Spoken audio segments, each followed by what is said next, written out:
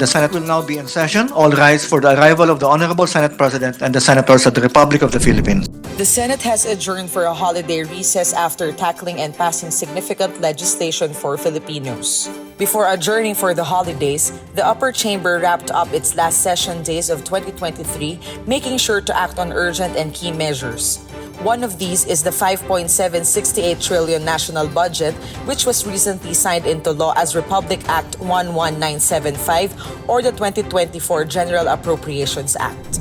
Last December 13, the Senate adopted the Bicameral Conference Committee report on the 5.768 trillion 2024 national budget. Before its ratification in Congress, Senator Sonny Angara, chairperson of the Committee on Finance, led the Senate contingent in the BICAM panel tasked to reconcile the two versions of the proposed General Appropriations Act. Inaasahan po natin na makakatulong ang budget na ito para maabot sa pangunguna ni Presidente Marcos ang bagong Pilipinas na pinapangarap ng bawat Pilipino. We are confident that this budget will provide certainty and hope during these uncertain times. Senate President Juan Miguel Mix F. Zubiri declared that the Senate does not have any confidential and intelligence funds or CIF next year. Meanwhile, Minority Leader Aquilino Coco Pimentel III voted against the ratification of the 2024 budget. More priority bills are also closer to becoming laws after the Senate ratified the Bicameral Conference Committee reports on the proposed new Philippine Passport Act, bill granting cash gifts to octogenarians, nonagenarians, and centenarians, the No Permit, No Exam Prohibition Bill, and the proposed Philippine Salt Industry Development Act. The Senate has also ratified the BICAM reports on the proposed Tatak Pinoy or Proudly Filipino Act and the proposed Magna Carta of Filipino Seafarers. The Senate also passed on third and final reading several important measures. The State Universities and Colleges Land Use Development and Infrastructure Plan Bill, the Free College Entrance Examination Fees Bill, the proposed Self-Reliant Defense Posture Revitalization Act, and the bill strengthening penalties against the smuggling of agricultural products.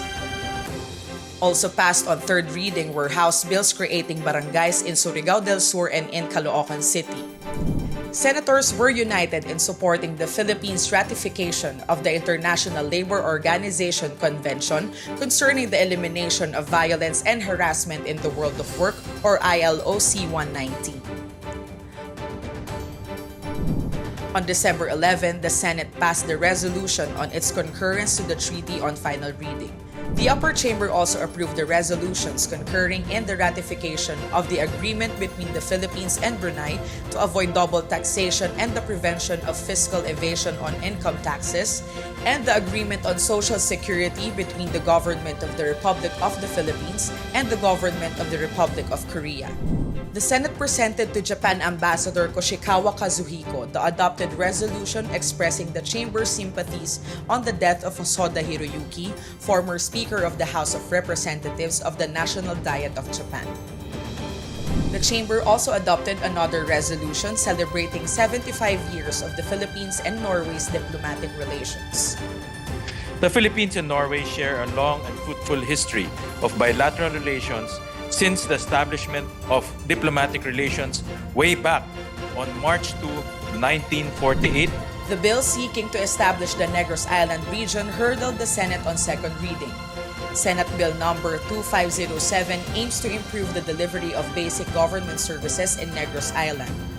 Also passed on second reading were 14 local bills that seek to create district engineering offices in various parts of the country.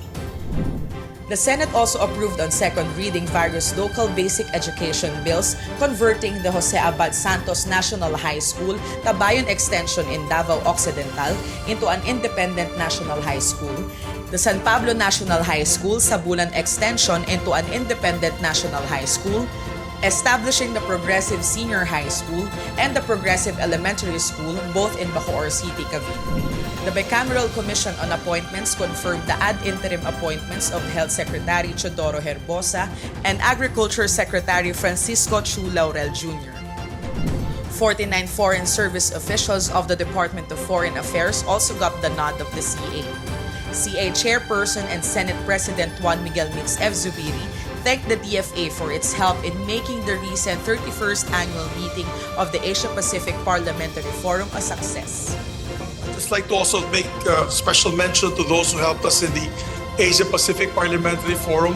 First of all, it became very successful because of the help and assistance the Department of Foreign Affairs gave to us. Thank you very much to the ladies and gentlemen who really were on top of their game.